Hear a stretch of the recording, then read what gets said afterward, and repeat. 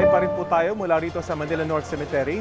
Sa ating obserbasyon ay maganda yung latag ng seguridad at sistema dito sa Manila North Cemetery ngayong taon.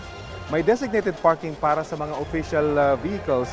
Hindi na sila nagsisiksikan dito sa harapan mismo ng entrada ng sementeryo. Marami sa ating mga kababayan naglalakad lang naman mula sa mga kalye patungo rito, partikular ang Dimasalang Street, Blumentritt at Calavite.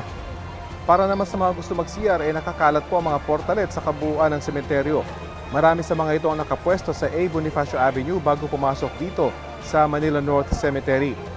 Hindi siyempre mawawala ang mga nagtitinda ng mga bulaklak at mga kandila sa labas ng sementeryo na dinaraanan ng mga tao bago sila pumasok dito.